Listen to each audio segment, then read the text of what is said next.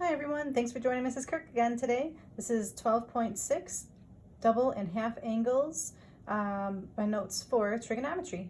All right, let's get ourselves to it. Again, this set of notes can be found on my WITS page. I uploaded a PDF for you and your page should look something like this. And again, if you have access to a printer, please print this page. It'll make these formulas a little bit easier to memorize. The derivations of these formulas are in your textbook on page 502 to 506. So you can see where the formulas came from. So again, these are a whole slew of new formulas to add to your arsenal of formulas to memorize. Again, I know it's a lot to memorize. We do have a lot of time on our hands right now, so hopefully you can get those flashcards going and start memorizing these formulas. And I just want to make some observations here right off the bat about these formulas. Is right up on the very top on the left hand side, you've got these double angles. You've got sine 2 theta, but then right here we've got 3 separate formulas for cosine 2 theta. That's pretty cool because that means that we can use any one of those 3 formulas when the time comes. But you do need to memorize all 3 of them. We got tangent of a double angle, and then these are the half angles. Just one side note here is that if you notice, I'll say plus and minus in front of them. The sine is determined by the quadrant that the half angle is in. So I'm going to write that down for myself. The sine is determined by the quadrant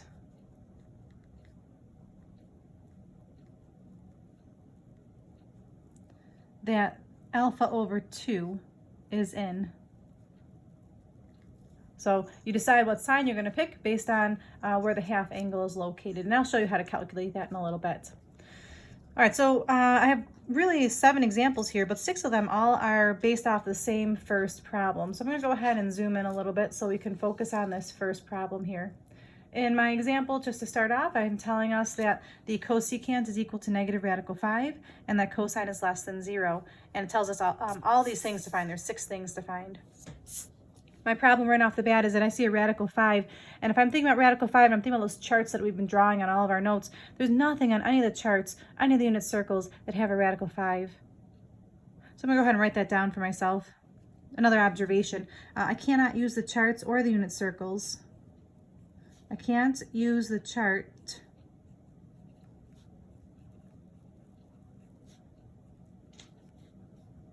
or the unit circle. Oops, I'm off the screen again. Sorry, I'm just learning how to use this. So I can't use the chart or the unit circle.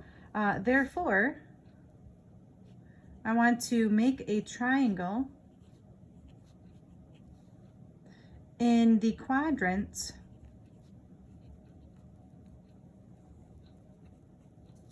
where cosecant is negative and cosine is also negative because it says here cosine is less than 0. So the only thing I really can go off of is that all students take chemistry idea. All students take chemistry. I'm looking for where cosecant is negative and cosine is negative. Well, cosecant is the reciprocal of sine. So I know that sine is positive in 1 and 2, so it can't be in quadrants 1 or 2. So I'm left with quadrant 3 or quadrant 4. I'm looking where cosine is negative as well. So that means it's going to have to be in quadrant 3. So for all of these questions, 1 through 6, I'm going to be using the same exact triangle. So I'm just going to make a nice drawing here on my paper. I'm going to refer back to this drawing for all of the questions 1 through 6. So I'm going to go ahead and draw a set of axes. And once I have my axes drawn, I'm going to go ahead and draw an angle in quadrant 3, any angle that you want. Make it big enough so you can draw some additional elements in it. I'll call this theta here. And now I can use the idea of SOHCAHTOA. So let's see, this is really radical 5 over 1. And since cosecant is the reciprocal of sine, SOHCAHTOA, I'm going to just write that down, SOHCAHTOA, S-O-H-C-A-H-T-O-A. All right, reciprocal of sine, so that means it's got to be h over o. So the hypotenuse in this triangle is radical 5. The opposite is 1. To find this missing side, I think we're all pretty confident in our abilities of using the Pythagorean theorem. So I'm going to go ahead and use the Pythagorean theorem here. I've got 1 squared plus b squared is equal to radical 5 squared. So that leaves me with b squared is equal to 4. And that leaves me again with b equals 2. So I'm going to use this picture for all these questions 1 through 6. So I'm just going to go ahead and kind of like maybe just box this in. And I'm going to use this for all my questions 1 through 6. Use for 1 through 6. All right, so now let's actually try this question out. This question says, what is the sine of 2 theta? Well, according to the top of the paper here, there's a nice handy formula for sine of 2 theta. I'm going to start by, you got it, writing it down. So I'm going to write this formula down. It is the 2 sine theta cos theta. Okay, so what does that mean? Well, if I look at this picture here, the sine of theta, sine is opposite over hypotenuse. So in this picture, opposite is 1. Hypotenuse is radical 5. So this is really the same thing as 2 times 1 over radical 5. Cosine of this angle, of this triangle. Cosine is adjacent over hypotenuse. Adjacent is 2. Hypotenuse is radical 5.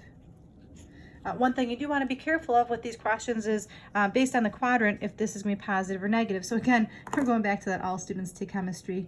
All students take chemistry. We're in quadrant 3, so tangent is the only thing positive, which means that sine would be negative and cosine would also be negative.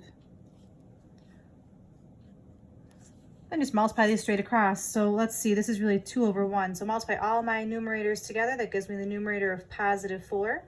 Multiply all my denominators together, that gives me the denominator of 5. And there's nothing to rationalize or reduce.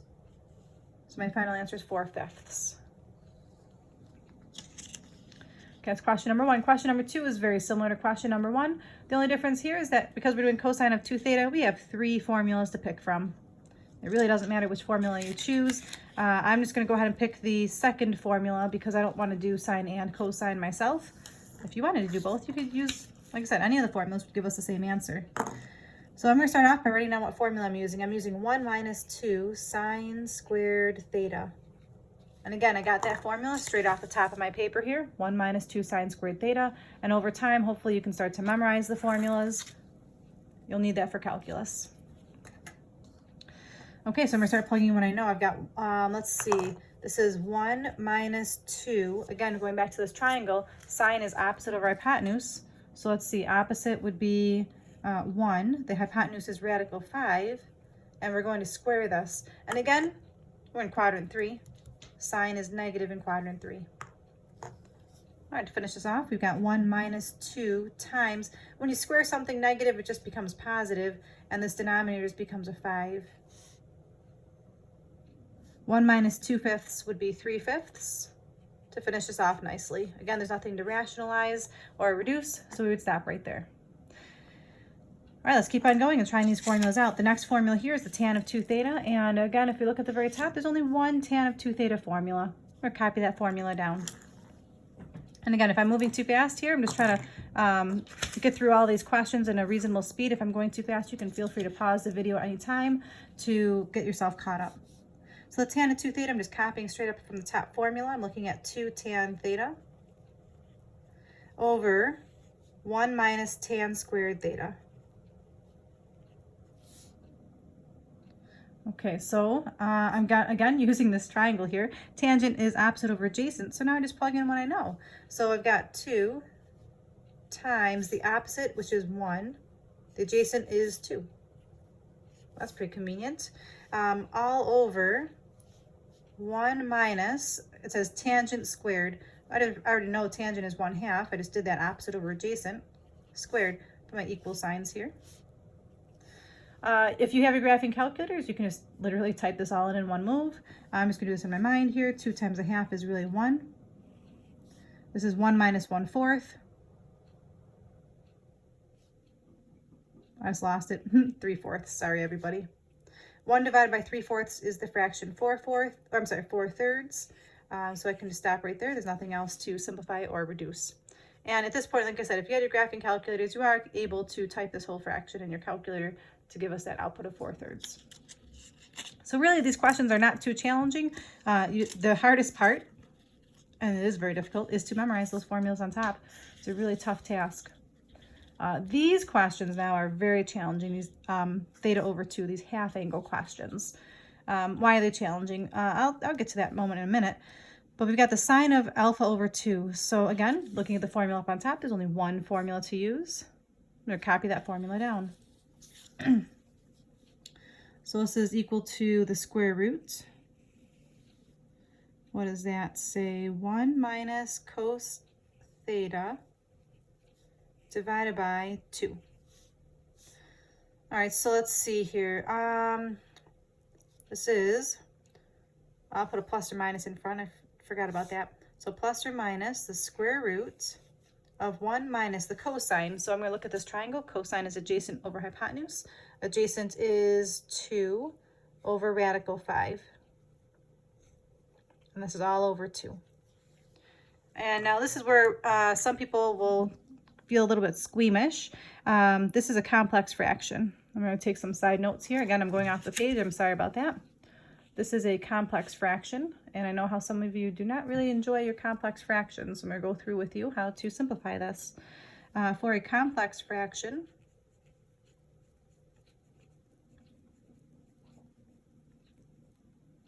the strategy is to get a common denominator.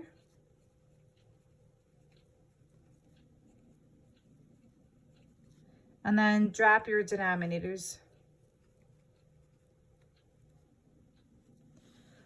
So in this particular question, I'll make sure this is over 1 here.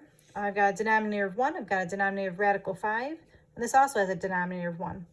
So I'm thinking, but with all these three fractions, the common denominator here will be a radical 5. So I'm going to multiply this by a radical 5, this by a radical 5, and this bottom one by radical 5 over radical 5.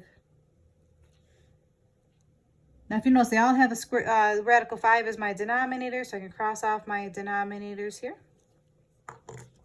Go on my next line and write down what I have left over. So I've got plus or minus the square root of radical 5 minus 2 all over 2 radical 5.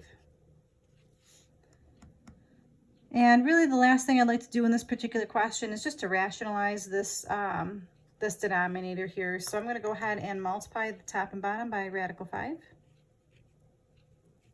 Just to rationalize that denominator. So let's see here. This becomes plus or minus the square root. If I distribute this radical 5 into the numerator, that becomes 5 minus 2 radical 5. And the bottom becomes 2 times 5, and 2 times 5 is 10. So I want to stop there, and then I have to consider, is this going to be positive or negative? And this goes back to that little bit of a note that I wrote on top. The sign is determined by the quadrant that the half angle is in. All right, so how do we figure out the quadrant that our half angle is in? Well, right now, my original angle is in quadrant 3. So I'm going to write down what I know about quadrant 3. Let's see, to find the quadrant that theta over 2 is in, I'm going to take quadrant 3. Quadrant 3 is pi is less than or equal to theta is less than or equal to 3 pi over 2. And my goal is to make this into a half angle, a theta over 2. So to do that, if you multiply this entire thing by 1/2 and distribute 1/2 into everything, that'll go ahead and give us that half theta that we're looking for. So this is really pi over 2 is less than or equal to theta over 2, which is less than or equal to 3 pi over 4. All right, so where am I going with this? My half angle is between pi over 2 and 3 pi over 4. So if I were to think about this, this is pi over 2, this is pi, this is 3 pi over 2, that's 0. This is pi over 2, this would be 4 pi over 4. We're looking for pi over 2 to 3 pi over 4, so it's got to be someplace in here. This is where my theta over 2 is located. So my theta over 2 is in quadrant 2. So what does that mean? Well, if I'm in quadrant 2, going back to the all students take chemistry, only sign is positive in quadrant 2. This particular question was a sign question, so I will choose positive for my answer because, again, we're in quadrant 2 for the half angle. So my final answer for this question is positive square root 5 minus 2 radical 5 all over 10. And if you were to look in the textbook, they do rationalize that even further, but at our level, I think that's complex enough, and we can just leave it like that. It's okay to have a radical and a radical, and that would be perfectly fine. All right, 2 more to go here. I'm going to go through these again kind of quickly. We're already at 15 minutes.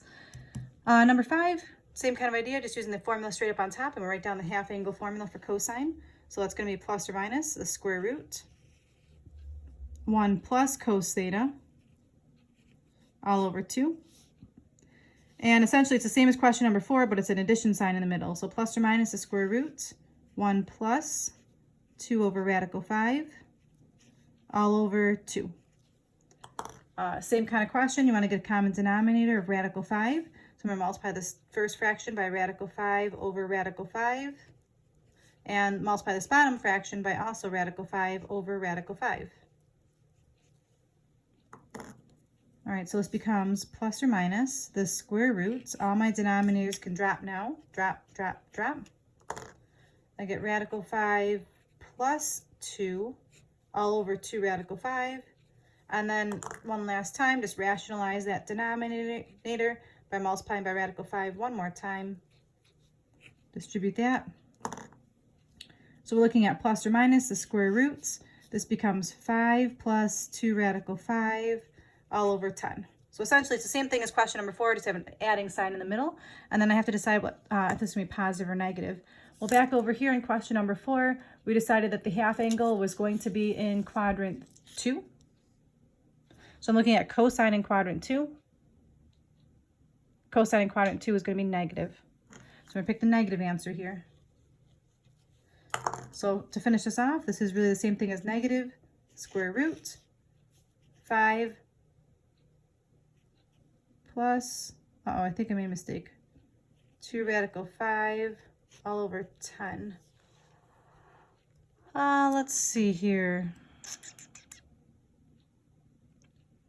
I'm looking at my notes here, and again, I'm doing this video here just in one shot, and I just realized something. The cosine of theta. Yikes. All right, this is going to be an easy fix, everybody.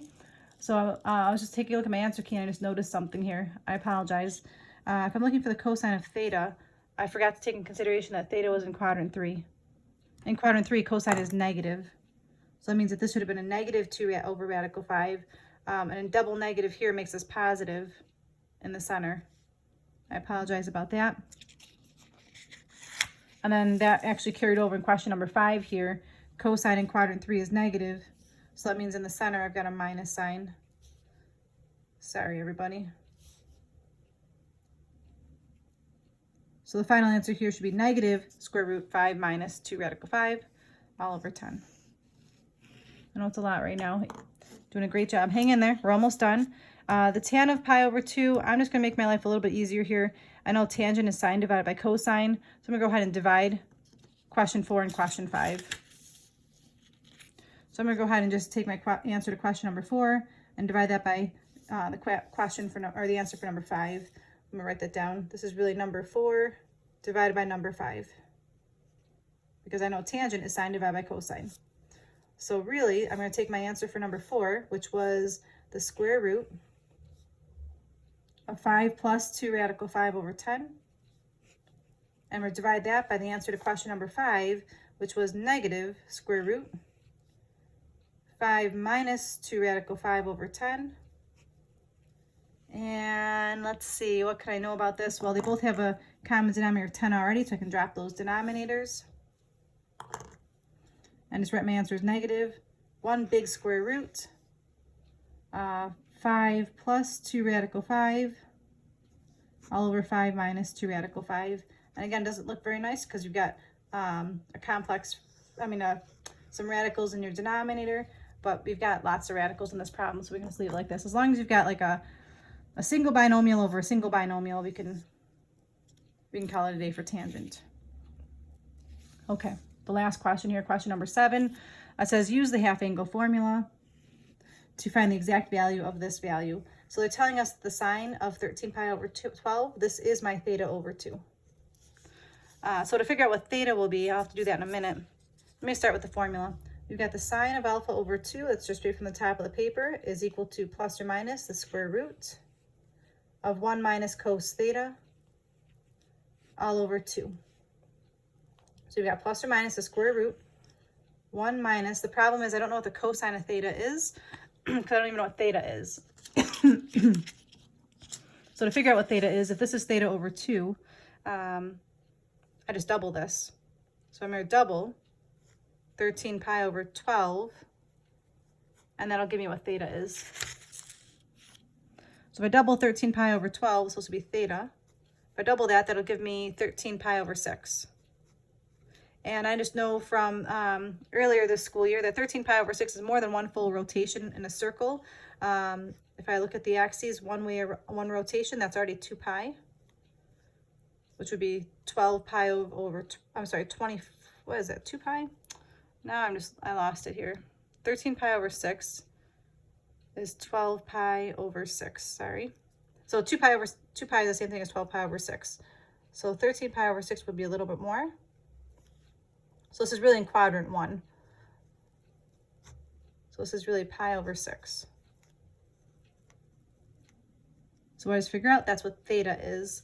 So why is that helpful? Well, if theta is pi over 6, now I can go back over here and I know that the cosine of pi over 6, I'm just gonna write that down. This is the cosine of pi over 6. That's from the charts from yesterday's notes that we've been using. The cosine of pi over 6 is really the same thing as radical 3 over 2. This whole thing over 2. Again, we got another complex fraction. We're going to go ahead and get a common denominator. So put this over 1, put this over 1. My denominator is going to be a 2. So multiply this by 2 over 2. Multiply this by 2 over 2. Drop all your denominators. You've got, let's see, I'm going to go over here. Plus or minus the square root of 2 minus radical 3 all over 4. And lastly, 13 pi over 12, let's see here. 13 pi over 12 is in which quadrant? That's what we want to think about. So let's see, this is 12 pi over 12. So I know 13 pi over 12 has to be here, and that's in quadrant 3. And I know that using all students take chemistry idea one last time. All students take chemistry. In quadrant 3, tangent is positive, but I'm looking for sine. Sine is negative. So I'm going to pick this negative answer here. So my final answer is negative, the square root, 2 minus radical 3. And I know the square root of 4 on the bottom just becomes a 2. Whew, that was a long note lesson today. I apologize, everybody. Trying my best here. I appreciate you trying your best. We're at 22, almost 23 minutes of your time today. I really do appreciate you trying your best again on this. Here's the entire sheet in case you want to take a pause and make sure you've got everything filled out properly. Again, we want to make sure we have these formulas up on top. And the homework that would go with this is from the textbook. We're looking at homework 12-7. It's on page 509. Look at 9B, 11D, 13A, 15B, 17D, 19C, and the answers are on AN-60. Again, thanks so much, everybody, for hanging in there. I really appreciate it, and I hope to hear from you soon.